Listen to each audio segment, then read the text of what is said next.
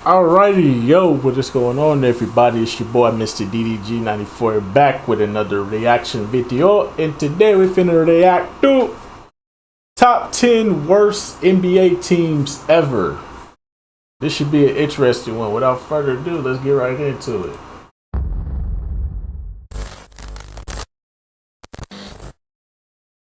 What? Was that a brand new logo and intro? Alright, bro. Alright, up to bro. the big leagues now, so it was totally worth it to not have a video last week now, wasn't it? Wasn't it? Alright, bro. Okay, so this week we're ranking the top 10 worst teams in NBA history. Now, we usually look at the best of the best, but now we're looking at the worst of the worst. The teams that not only had the worst records, but just flat out performed the worst. So get ready to hear about some major sucking. Hey, yo. Number 10, the 2005 Atlanta Hawks. If you're wondering why NBA fans and analysts are so surprised by the Hawks' recent success, it's because they were pretty bad for a while. Their worst season came in the 2004-2005 season, where the team won just 13 games, good for the 9th all-time worst winning percentage.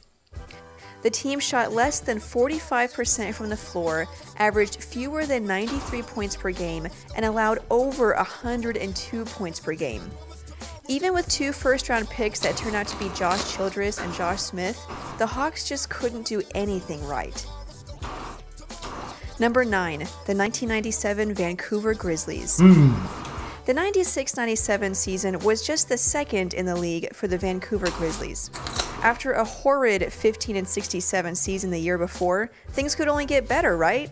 No. Wrong. In the 96-97 season, the Grizzlies were worse, winning only 14 games.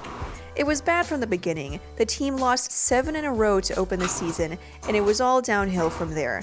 The Grizzlies averaged below 90 points per game, lost 15 in a row at one point, and won back-to-back games just once. Unfortunately, this was just the beginning for the Grizzlies, as we'll see later on. Number 8, the 2010 New Jersey Nets. Man, the Nets were so bad for so long, they became the butt of just about every joke in the NBA. Just saying the name could make you laugh, and the 2009-2010 season was the peak of terrible play. That season, the Nets went 12-70, shot below 43% from the floor, and fell dead last in points per game and offensive rating. Damn. They were so bad, they became the first team in NBA history to open a season 0-18 and tied the record for the worst 50-game record in the history of not just the NBA, but the NBA, MLB, and NHL. Wow. Now, we'll cut them some slack. They did have a lot of injuries. At one point, the entire starting lineup, with the exception of Brook Lopez, was injured, and there were several games when the team was able to dress only the league minimum 7 players. Still, man. You couldn't have gotten no G League players at that time?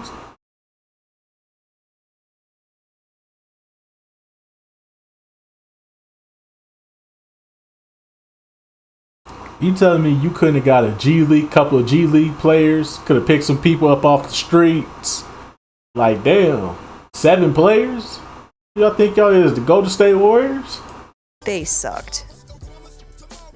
Number 7, the 1999 Vancouver Grizzlies. God damn! I told you it wasn't over for the Grizzlies. Believe it or not, in the 1998-99 season, the Grizzlies were worse than their 14-68 record they had in the 97 season, finishing with only 8 wins in the lockout-shortened season. They started out okay, going 3-3 in their first 6 games, which was the best start in franchise history. However, that 3rd win would be their last road win for the season. They averaged less than 90 points a game, shot below 43% from the floor, and averaged the 8th most turnovers per game in NBA history. They had the number 2 pick in the draft, but Steve Francis refused to play for them, and he was eventually traded to the Houston Rockets. Damn. I remember that. Damn, Steve Francis did kind of bitch him on his way to Houston. Damn, I forgot about that. That nigga did not want to play in Canada. Because they not like us. They not like us. No. Number 6, the 1948 Providence Steamrollers. Who? Here's some NBA history for you. Before the NBA, there was the BAA and the NBL. In 1949, these 2 leagues merged to form the NBA. The Providence Steamrollers were part of the BAA. For the most part, BAA history is considered NBA history, so we're going to count the good old steamrollers in this list. I'm sure they won't mind. Who? You've probably heard of the other teams on this list, but you may not know that the 1947-1948 Steamrollers hold the NBA record for the fewest wins in a season with 6. The team averaged less than 70 points per game, the fewest in NBA history, and have the 3rd worst winning percentage of all time and the worst field goal percentage of all time. To get a view of how bad their offense was, think about this. The team averaged only 7.2 assists per game. Now, things were different back then. The Baltimore Bullets, who won the championship that year, went 28-20 and averaged about 74 points per game. However, 6 wins is still bad, no matter the context. Number 5, the 1993 Dallas Mavericks. We could probably just bundle the entire Mavericks franchise of the 1990s into this one, but we decided to focus on one season this time, the 92-93 season, when the Mavs went 11-71, tying another team for the 4th worst winning percentage in NBA history and the 2nd most losses in NBA history. They shot 40% you low-key traveled and averaged almost as many turnovers as they did assists. They were last in opponent points per game, last in offensive rating, last in defensive rating, and 2nd to last in points per game. Basically, it was all bad, just really, really bad. And this wasn't a one-year slump for the Mavs. They slowly tortured their fans for much of the decade, as we'll continue to see. Number 4, the 1994 Dallas Mavericks. God damn! See what I mean? Bad. Surprisingly, the Mavs actually won 2 more games in the 93-94 season, but they had a longer losing streak, scored fewer points, and shot a lower percentage overall and from the three-point line. How they got those 2 extra wins, we don't know. The Mavs went 13-69 and tied the infamous 73 Sixers for the longest losing streak in NBA history at 20 games. They were last in points per game, last in offensive rating, and almost last in attendance, understandably.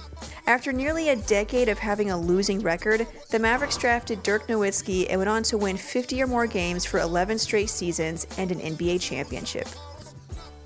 Number 3, the 1998 Denver Nuggets. The 98 Nuggets. 11 wins, 71 losses, 23 losses in a row, and less than 90 points per game. That's taking sucking to a whole other level. Remember how bad the 93 and 94 Mavs were? Well, the 98 Nuggets had an even lower shooting percentage at below 42% and averaged fewer points.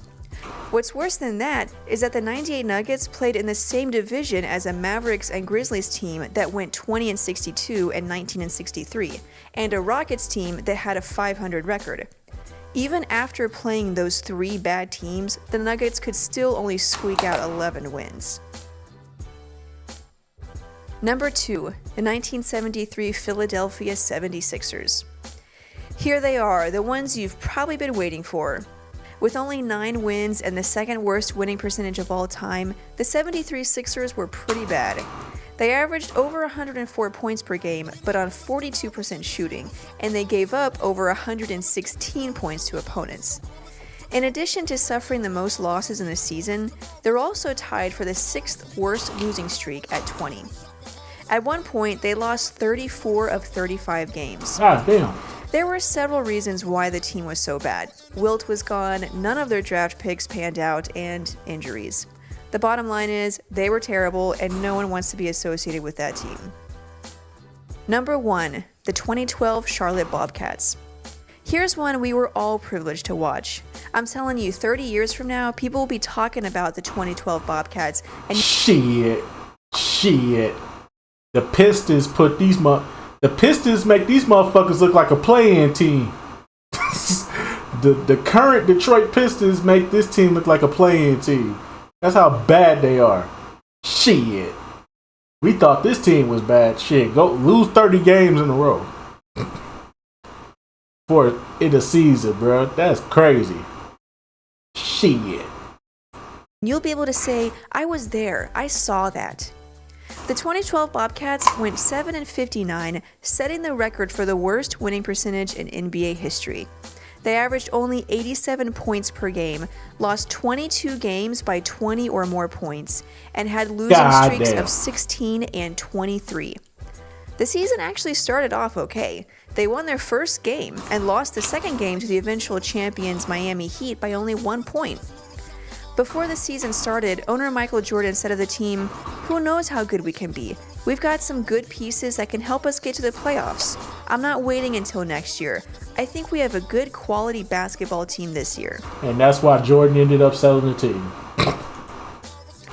They were eliminated from playoff contention in March, just 3 months into the shortened season. So those are the top 10 worst NBA teams ever, at least according to us. Which team do you think was the worst ever? Let us know in the comments section and make sure you subscribe for more NBA mixes and top 10s. Jalen, let me correct you, sir. That will be the 2014 Milwaukee Bucks. The 2013 Milwaukee Bucks actually went to the playoffs and got their ass swept by the fucking Miami Heat in the first round. So before you say that, get your years right, sir.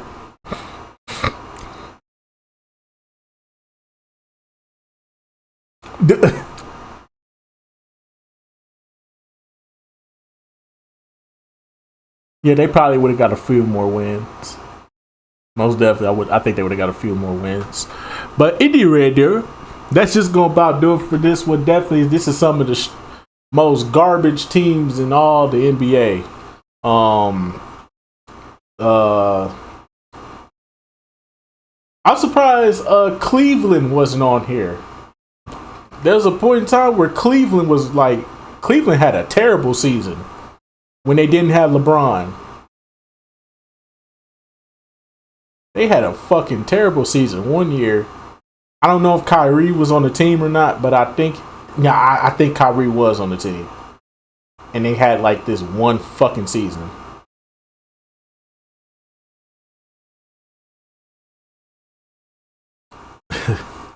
But yeah, man. It's just gonna about do it for this one. Get your draft picks up. Anyways, though, I'll see y'all the next video. Till then, peace out.